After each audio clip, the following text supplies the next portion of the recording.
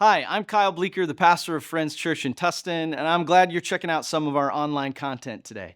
Along with our in person gatherings, which are every Sunday at 10 a.m., we have a number of different ways to help people get connected to our community and discover what God, the Bible, and Jesus have to do with your life. So check out our website to learn more or send our team a message directly using one of the links so we can help you find your way. Thanks again for taking the time. Now, on to this week's message. And if you're getting here right now and you have no clue about what Nehemiah is, don't worry. I want to kind of walk you through it and catch you up a little bit. Nehemiah is a book within the Old Testament that actually happens during a time that is referred to as the exile for the nation of Israel. And I have a little bit of a confession that I'm going to make, which is this. I do not want to preach this sermon today. Here's why. Yeah, right? Everybody's like, oh, okay, all right. No, I don't want to preach this sermon today, right? I have not been excited about it all week. I like the book of Nehemiah. I like it a lot, actually. But one of the things that I have found is that in the course of reading this book, Nehemiah has these enemies that he interacts with. These people who are not treating him well, who are actually opposed to some of the things that he's seeking to accomplish. And today, we have to talk about enemies. And we have to talk about rivals. And we have to talk about how we, as followers of Jesus, are called to respond to them. And guess what? I don't want to teach about it.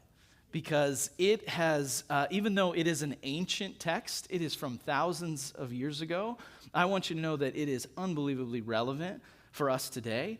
And it called me on the carpet. It calls me out because of the way that Nehemiah sets an example for how he treats his enemies, and also because this scripture connects to how Jesus has called us as people to treat others that we don't like.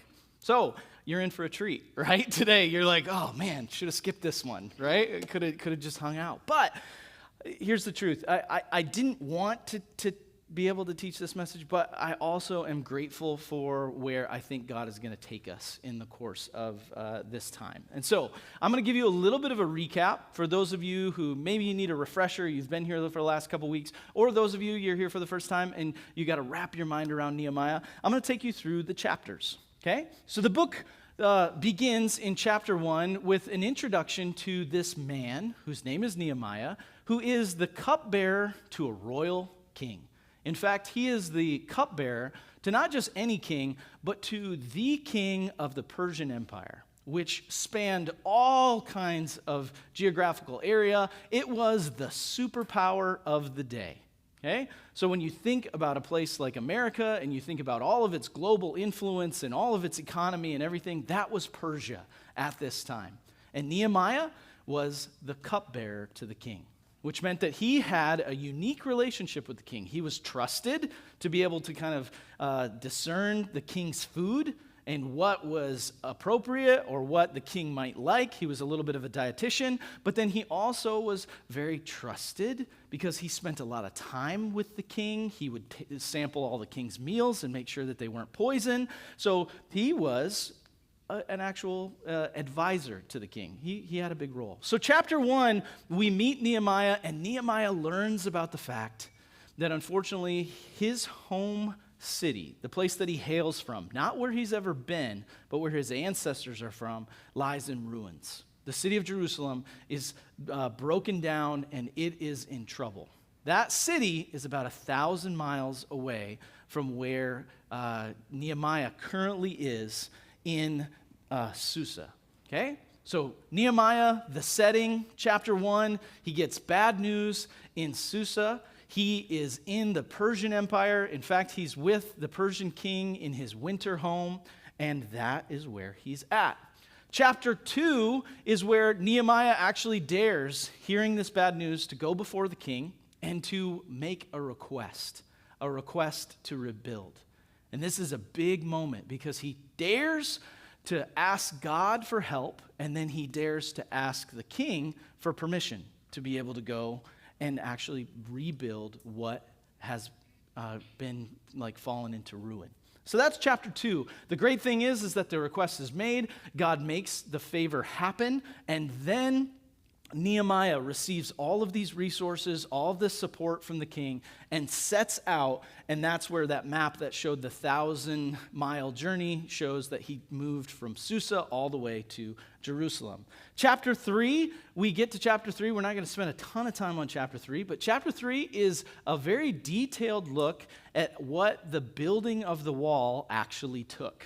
It names people, direct individuals, and the sections of the wall that they were responsible for to actually recreate. And this is important because this story, if you read through certain books in the Bible, you'll notice that they are narratives. But then at some point in time, they actually have these long lists, which for us, which we're very used to Hollywood movies, we're used to books and works of literature that are written primarily for entertainment or to be able to help us wrap our minds around, like a story. In the middle of this book, or this section, chapter 3, it has this long list of all of these different names of individuals. And that's because the book of Nehemiah is simultaneously a historical narrative telling us about the story of Nehemiah, and it's also a historical record. It was very important for the people of Israel that anybody who put their back into the work and actually was there during these times is listed and is accounted for. We're not going to take a deep dive into chapter 3, but I would encourage you, read it. Just take a couple of minutes and familiarize yourself with the fact that there were a lot of people. It's almost like the credits at the end of a movie where you get all of the different jobs and all the different responsibilities that somebody pulled off. That's chapter 3. And then chapter 4 comes. The building of the wall is going on. It's started. It's moving forward. And then enemies start to show up, rivals. And they kind of, I want you to do this with me. Put your hand out in front of you like this, okay? And just imagine that you are turning up a dial that turns up the heat, okay? Do it with me, okay? Here you go. You got it. Yeah. Hey, you're good at this, okay? A couple times as I'm reading through chapter 4, I'm just going to invite you to join me in turning up the heat in the story. It's going to start off just kind of chill, right? And cool. And it's all good, Nehemiah. It's all good, right? But then you're going to notice that things keep ratcheting up, and Nehemiah has to keep finding new and different ways to respond to his enemies. And there is a lot for us to learn as we press in with him, okay? So the ultimate question that we're going to be asking today is not, will enemies potentially show up in our lives? Will we maybe have rivals? No, that's not the question we're dealing with today. The question is this: how should we, as God's people, respond to enemies? That's what we're looking at. And so, we're going to start at Nehemiah chapter 2, because this is the first instance when we hear about some of the enemies. We're going to learn their names, and then we'll fast forward and we'll spend the majority of our time in Nehemiah chapter 4. If you have a Bible, I would encourage you to find the book of Nehemiah. If you don't have a Bible, find your phone and jump to there, and you can follow along also with the text on the screen. God, as we read this book, which is ancient and speaks about something that few of us have any idea about, the idea of rebuilding a stone wall. God, help us to learn from this story what it looks like for us to be people who build walls, for us to be people who respond appropriately to enemies. We want ultimately to be in step with you, so help us to do so. We pray this in your name. Amen. So Nehemiah chapter 2, verse 9 begins with a text, which some of us have already heard, but this is a moment where Nehemiah has received a favorable outcome from the king of Persia, and he asks for these letters kind of approval that will enable him to move from Susa all the way back to Jerusalem, and he tells a little bit about when he first started to encounter trouble. And it says this in verse 9. So I went to the governors of the Trans-Euphrates and gave them the king's letters. The king had also sent army officers and cavalry with me. And when Sanballat the Horonite and Tobiah the Ammonite official heard about this, they were very much disturbed that someone had come to promote the welfare of the Israelites. This is just the beginning, okay? So Nehemiah is being faithful. He's following through. And guess what happens? At the beginning, it's just that they are disturbed. So go ahead, reach out, and just turn your heat knob up just one little click, okay? All right? They're just disturbed at this point. What's going on? What's happening? Okay? But then Nehemiah 2, verse 17. So we jump ahead a little bit. This is when Nehemiah is now in the city of Jerusalem, and he's addressing the people in the city about the rebuilding of the walls. Because guess what? There were a lot of people that were living there in Jerusalem. Nehemiah has now come as an envoy, or almost like an ambassador of the king of Persia. And when he's there, he makes an assessment of the walls, figures out how bad it actually is, and then decides, you know what? I have to address the city council. I've got to talk to the leaders. I've got to talk to the people who are actually going to do the building. And I got to let them know the work that we're up to. So that's where 2 verse 17 begins. Then I said to them, you see the trouble we're in? Jerusalem lies in ruins, and its gates have been burned with fire. Come. Let us build the wall of Jerusalem, and we will no longer be in disgrace. I also told them about the gracious hand of my God on me and what the king had said to me. And they replied, let us start rebuilding. So they began this good work. Nehemiah shows up. He's a leader. He calls a group of people into a project, and they say, yeah, let's do it. Good work. Let's do this good work. Isn't that nice? Isn't that wonderful? Don't you think that now everything's just going to go smooth and it's going to be easy sailing? Because guess what? He's got the people on board with him, right? Isn't that the way that life goes? No. Go ahead and just reach out and turn it up just one more click. Okay? And then verse 19 starts in, and it says this. But when Sanballat the Horonite and Tobiah the Ammonite official and Geshem the Arab heard about it, so they added a third, they mocked and ridiculed us.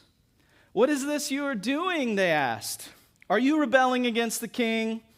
I answered them, are you rebelling against the king? I answered them by saying, the God of heaven will give us success. We, his servants, will start rebuilding. But as for you, you have no share in Jerusalem or any claim or historic right to it. So what I want you to understand is that a number of years before this, probably about 230 years before this, the people of Israel, they were living in Jerusalem, and they were conquered. First, the northern kingdom was conquered by Assyria, and then the actual city of Jerusalem was sacked. It was destroyed by the Babylonian Empire. The Babylonian Empire then took vast numbers of people. Some of them were killed in the conflict, but many of them were taken, and this is what's referred to as the exile, where they were taken far away into captivity in Babylon. It has been many, many years since that happened. There was a nation that is slightly to the north, which is referred to as Samaria, and then there are many other nations like the Ammonites and the Arabs and other different people who were in this area. And when Jerusalem was sacked and and Babylon actually kind of removed its influence, they began to kind of creep in. They began to enjoy the fact that there wasn't a presence of the Jews who had been in that place for over 1,000 years. They were kind of glad that the Jews were taken out. And they began to have influence. They began to have different claims on different land. They began to infiltrate. And so Nehemiah, what's his response in this first situation when an enemy comes up? Well, the first response that he has is he actually frames up the situation. And this is important. This is a kind of an initial interaction with an enemy. Nehemiah looks to God first. So Sanballat is saying all these things about him. He's mocking him. He's ridiculing him. He's calling out, are you rebelling? Are you doing something that you're not supposed to be doing right now? He's calling into question all of Nehemiah's motives and his vision. And he's doing it in a public way, almost as kind of a little bit of a smear campaign. What are you up to, Nehemiah? Right? And in those moments, Nehemiah responds back by giving a frame of the situation. He says, you don't have it right. You don't understand what's going on, enemy or rival. And so I'm going to state out loud what is actually going on. And what he says very, very clearly is not by focusing on himself first, but by pointing up and saying, the God of heaven will give us success. And he names himself not as a ruler or as a king in this moment, but he says, we, his servants, will start rebuilding. And then he frames up for Sanballat and for the Ammonites and for the Arabs. He says, and you, who are you? Who are you? Why are you chattering to all of us? We're just trying to rebuild our city, which has been destroyed, and you're coming along, but you have no claim here. This is not your story. This is not for you. And so you need to just step off. You need to give us a little bit of space. Now, does he put up his fists? No. At this point in time, he's just framing the situation. And that's very important because it shows that Nehemiah understands what's going on, and it shows that he is willing to clarify for everybody else, hey, this is what's up right now. And sometimes when we are encountering rivals or enemies or competitors, it's really important for us, in the midst of all the emotion, in the midst of all that kind of angst, for us to be able to do this, just to step back a little bit. And as we feel that heat starting to creep up, that we would actually say, wait, do I have clarity about what I'm here for? Do I have clarity about what is going on? And do I understand all the different pieces that are on the board? It's very important that, like Nehemiah, we get that scope, we get that frame before we do anything else. Because otherwise, who knows, maybe we might be the ones who are acting in a way that isn't in line with what God might want. Or that we might be the ones who are pressing in and being seen as an enemy. So he frames up the situation. That's where it starts. But then the story moves on. Now we jump to chapter 4. Nehemiah 4 verse 1 says this, when Sanballat heard that they were rebuilding the wall, he became angry and was greatly incensed. He ridiculed the Jews, and in the presence of his associates and the army of Samaria, he said, what are those feeble Jews doing? Will they restore their wall? Will they offer sacrifices? Will they finish in a day? Are they going to be that good? Can they bring the stones back to life from those heaps of rubble burned as they are? And then Tobiah the Ammonite, who was at his side, said, what they are building, even a fox climbing up on it would break down their wall of stones. They're mocking, they're ridiculing, they're throwing in there all of these ugly statements. And here's the thing, there is actually some truth to what was going on. Archaeologists are able to look back at the different walls that exist within the city of Jerusalem, and they're able to tell that ancient Jerusalem had walls that were 18 feet thick and that were very, very high. The walls that Nehemiah built, they can time it out and they can say where these come in. They were about 9 feet thick. So they're significantly thinner, right? Not only that, if you build an 18-foot base, you can get a lot higher. If you build a 9-foot base, you can get up. But they're also building with rubble. They're building with these broken stones. They're building with materials that just aren't the same as what it would have been when Jerusalem was thriving and its economy was running and it was able to ship stuff in. And so when these words are being thrown at them, you have to understand there is some truth to some of this. It's landing. It's hurting. These people are aware of the fact that their efforts are not what Jerusalem once was. And they can see that and they can feel that. And that's what enemies do. They have enough truth in the situation to be able to hurt us and to be able to call it out. Now, I want you to notice and just reach out here, and we're just going to click this up let's go 2 notches this time, okay? Because guess what? Sanballat is now not just mocking them openly in, just him and Tobiah. No, he's now with who? The Samaritan army and other associates. He's gossiping. He's like, you know what? Earlier when I tried to kind of discourage them, it didn't work. So now I turn around and I go to all my friends and I say, what a bunch of losers.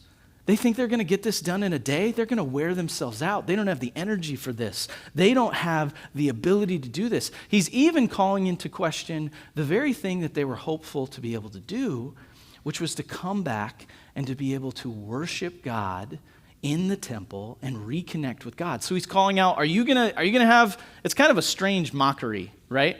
I don't think I've ever had anybody heckle me where they were like, you gonna go worship? Like, hey, you gonna do some sacrifices, Kyle, right? Like, nobody does that, right? But this guy does, because he knows that that's actually their heart. They're not just coming back to rebuild the city, they're returning to relationship with God. And Sanballat is calling that into question. And he's saying, you don't have any spiritual power. Those stones, those broken rocks, what can you do with that? You'll never get this place back to what it's supposed to be. Do you feel the weight?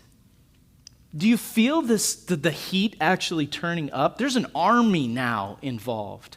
Sanballat is angry. Tobiah he makes a comment. It's very memorable. What's going to happen when a fox climbs on that thing? Right?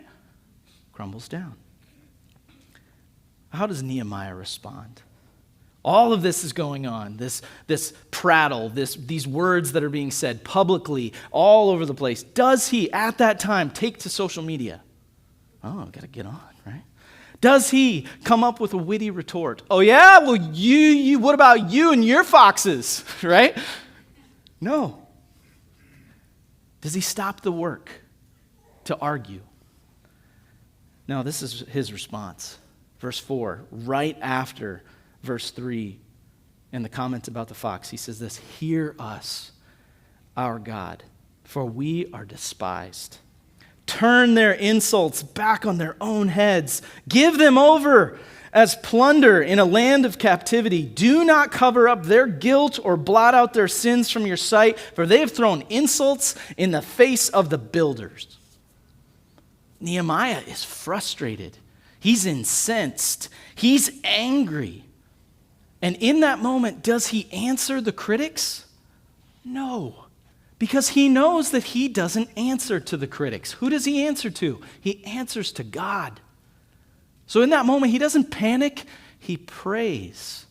He says, hear us, O God.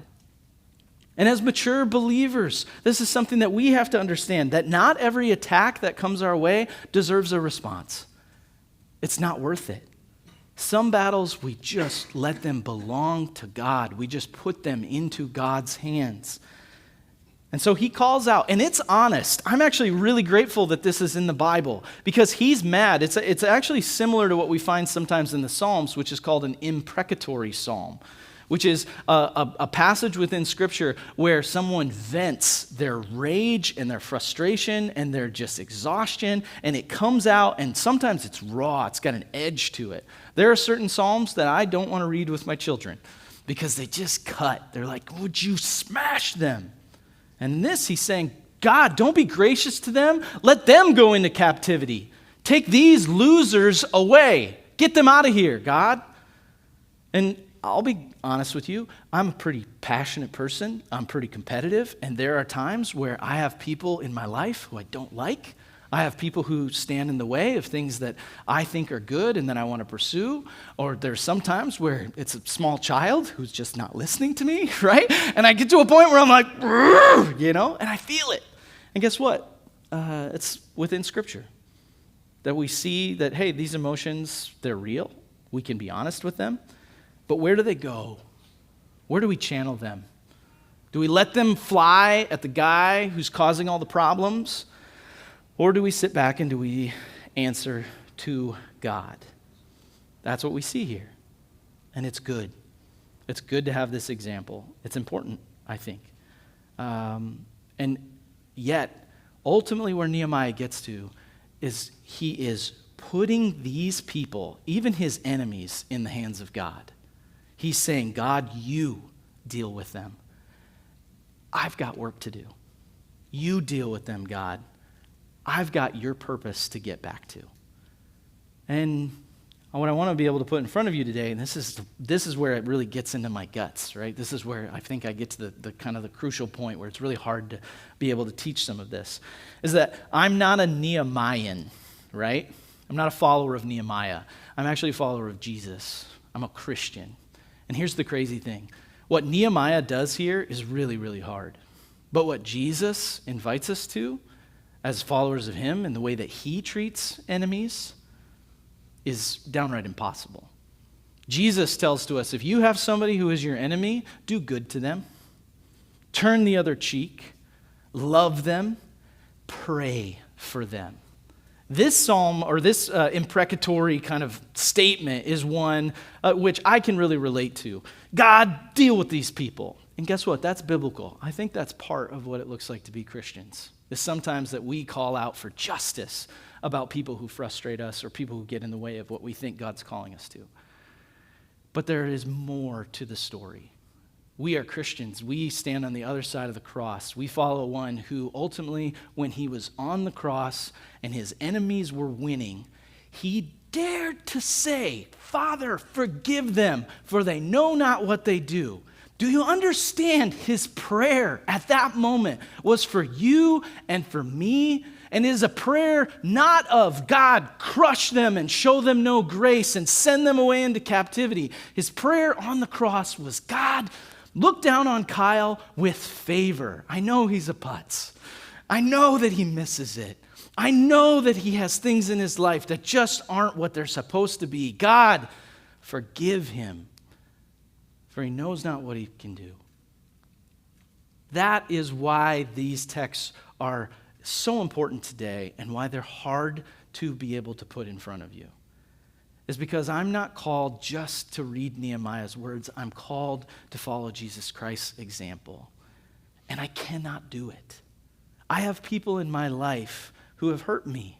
People in my life who have at times tricked me or betrayed me. I have people in my life who have let me down.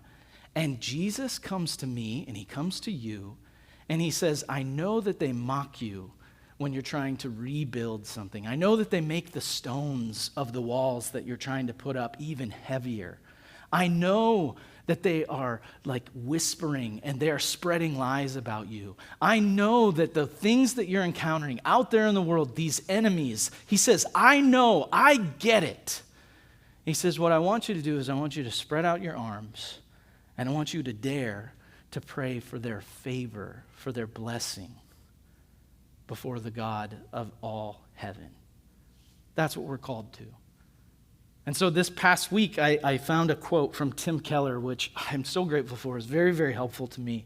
And it says this. It says, it is hard to stay angry at someone if you are praying for them.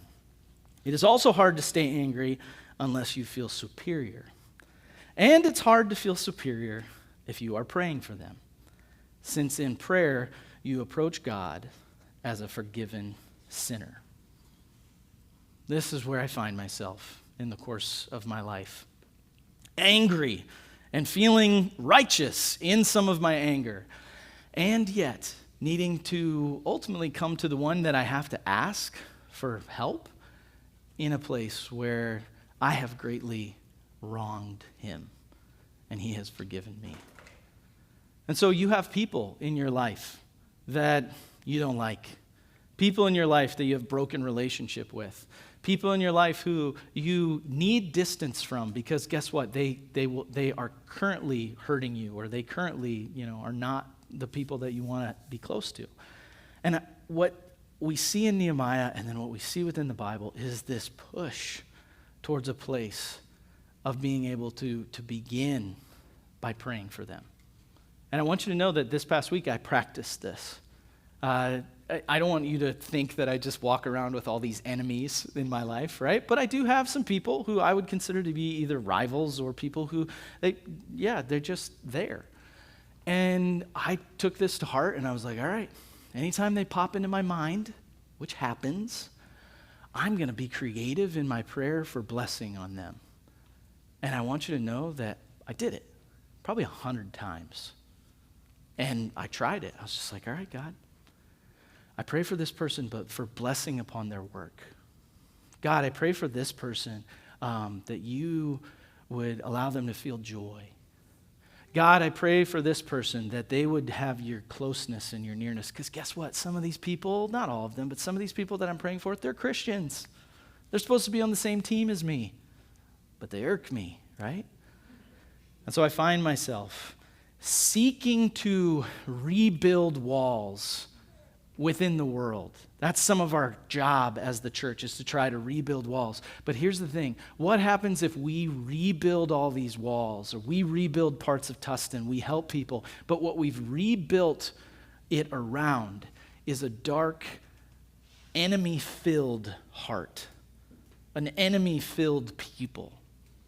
We put a really nice boundary around a bunch of us who don't have character anymore, because in the process of dealing with people who are mocking us or ridiculing us or holding us back, we have become dark like them.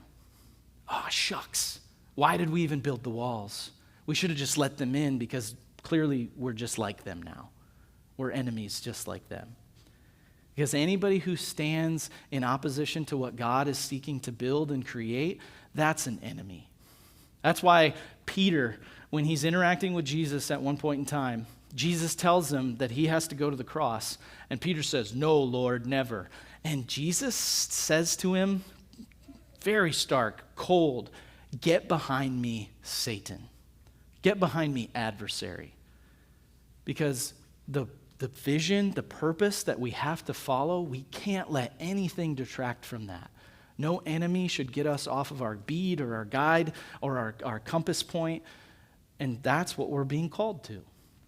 And that means there's going to have to be some work here in our hearts, that we have to trust the God who's made this as an example of his entire, the entire faith. We have to actually be willing to hold on to that and say, okay, where you want to take me, Jesus, I'll follow you in that. That's why it's a hard message to preach, because it's more than just words on a page. It's life that requires something of us. Now, what I want to be able to say is that when we do these prayers, they have a way, even though they're small, they have a way of keeping our spirit clean. They actually, they hold us where the opposition doesn't have the chance to take root inside of us. We don't succumb to the character of our competitors.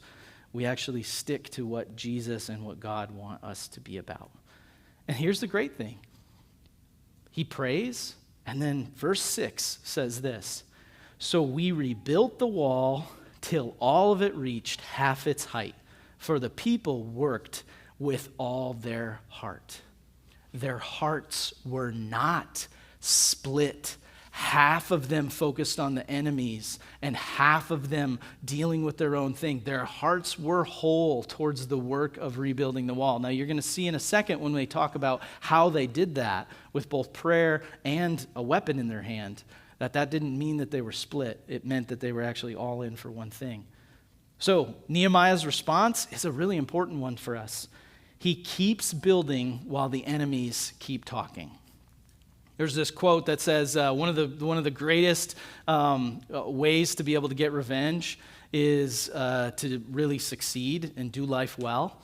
So if you've got people that want to detract from you, or they want to, shame you or throw you down, instead, what do? You just keep working, you stay focused, and eventually you prove them wrong. And that's what they do. The enemies talked, right? And the people worked, and they got it done.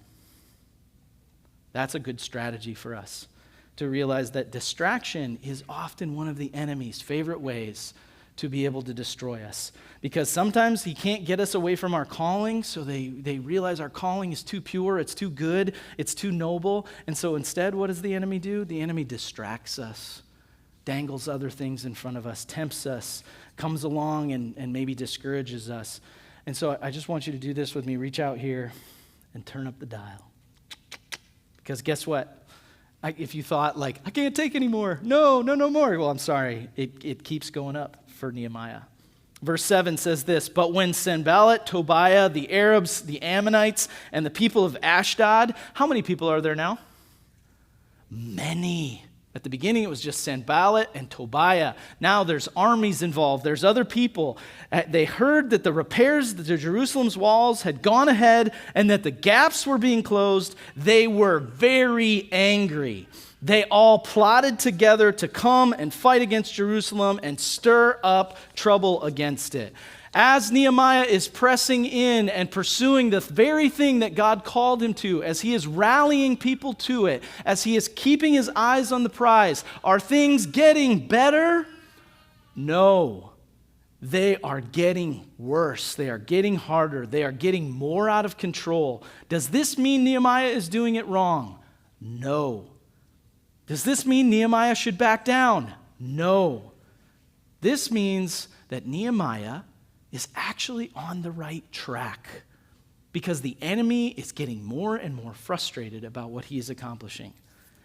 So what does Nehemiah do? In the face of now a plot to actually bring violence, he does this beautiful thing, and this is an amazing part of the Christian life. In verse 9, he says, "We prayed to our God, and we posted a guard day and night to meet this threat." And many Christians, we need to take this to heart because our world actually is a hard place. And we hear from Jesus the fact that we should be innocent as doves, but also as shrewd as snakes, right? And what we have to recognize is that sometimes we're very willing to spiritually pray, but we avoid practical action. This scripture right here does both. Pray and put up a guard. Don't just, on the other hand, put up a guard and forget to invite God to actually be a part of it. Do both. Now, as soon as he prays and prepares, then is it all good? No. Reach out in front of you, okay? And turn it up. 3 more notches, okay? I know right now you're like, Kyle, we went beyond 10, right? We're in like level 12 now, right? Well, guess what? It keeps going. 3 verses here for you. Meanwhile, the people in Judah, these are his own people, said, "The strength of the laborers is giving out. There's so much rubble, we cannot rebuild the wall." Verse 11, also, our enemies said, "Before they know it or see us, we will be right there among them, and we will kill them and put an end to the work." And then verse 12, then the Jews who lived near them, these are the people out in the countryside, came and told us 10 times over, "Wherever you turn, they will attack us. Wherever they turn, they will attack us. Wherever you turn, they will attack us." 10 times. These people were terrified. This is demoralizing. This is discouraging. It's coming from within. Is this defeat? Do you feel how ratcheted up all of that tension is? And how does Nehemiah respond? Nehemiah responds saying this, "Therefore I stationed some of the people behind the lowest points of the wall at the exposed places, posting them by families with their swords, spears, and bows.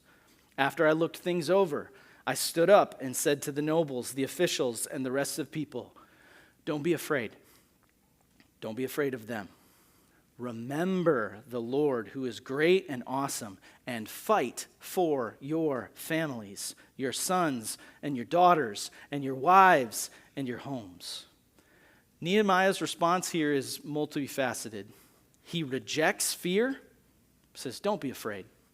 He remembers God, and I love that he says, "Remember the Lord." This is the time he's naming him. He's saying Yahweh. Remember Yahweh, who is great and awesome, right? And then he also is repositioning himself. He's repositioning the people.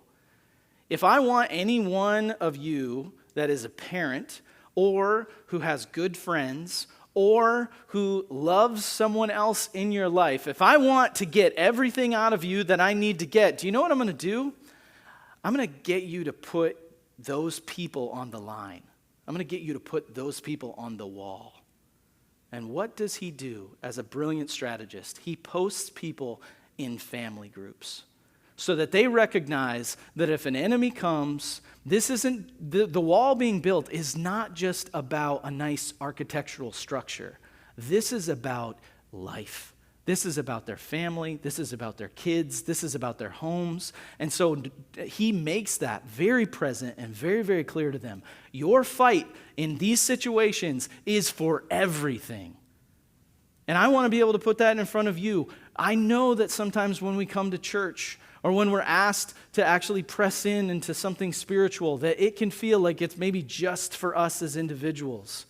But I want you to know that the work that we do as a church, Whether it's kids learning new things over here in their Sunday school classes, or it's the relationships that you're building within a life group, or it's the money that you're giving to be able to make ministries happen, or it's the ways that we serve in different spots around the community. Don't think for a second that it's just about you and your relationship with God. It is about your family. It is about your community. And what we will seek to rebuild through Friends Tustin is going to have ramifications on your neighbors and everybody else. That's what's on the wall when you pursue a relationship with God. It is not just a one-on-one scenario. That's silly. And Nehemiah brings that to the forefront.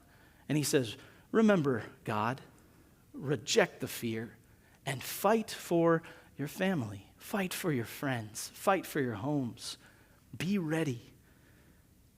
I love this passage. I think it's really, really great. But the thing that blows me away is that the strategy works. Verse 15 says, when our enemies heard that they were aware of the plot and that God had frustrated it, we all returned to the wall, each to our own work. And it goes on and it talks about the fact that from that day on, half of the men would do the work and half of the men would be posted as a guard. They said that anyone that was working on the wall would actually have a sword strapped to their side. It says that no matter what they did, if they went for water or if they went to go to a different place, some people think that when it says when they went for water, it's actually a way of kind of jokingly saying whether they went to the bathroom or wherever they went, they kept that sword on them because they were prepared for anything to come their way. And yet they did not lose sight of what was most important and what they were called there to do, which was to rebuild the wall. Nehemiah eventually tells the nobles and the rest of the people that he's aware of the fact that this wall is expansive. There is a north, there's a south, there's an east and a west. It's a large city. And so he ends up having a man with a trumpet that stays with him. And if there's ever any alarm or any trouble, he tells everyone to rally to him. So verse 19 says this, then I said to the nobles, the officials, and the rest of the people, the work is extensive and it's spread out. We are widely separated from each other along the wall. Wherever you hear the sound of the trumpet, join us there. And then this is a key line. Our God will fight for us. Nehemiah is bold, he is a leader, he takes risks, he presses in, and all along, as he's doing so, he has a confidence, not in Nehemiah's strength, not in what these ragtag group of former exiles can do in the city of Jerusalem. He has confidence in God, and he reminds the people of the fact that our God will fight for us. And that's a pretty profound statement. And I wonder whether or not some of us here in the room might have a hard time believing that that's actually true for you. That you would believe that God actually will fight for you. And what I want to be able to say, what I believe that this text is true for us, is the fact that he has fought for you. It's not a if. It is a true example in terms of the person of Jesus Christ. That is bound in history, locked in, that Jesus has done that. But then I want you also to take in the fact that this church right here is only a year and a half old. This would not exist. And I know we're moving to a new location and we've got to keep figuring out what it looks like for us to be a community. But I want to put in front of you the fact that God's grace within your life is not 2,000 years old. It is fresh every single week.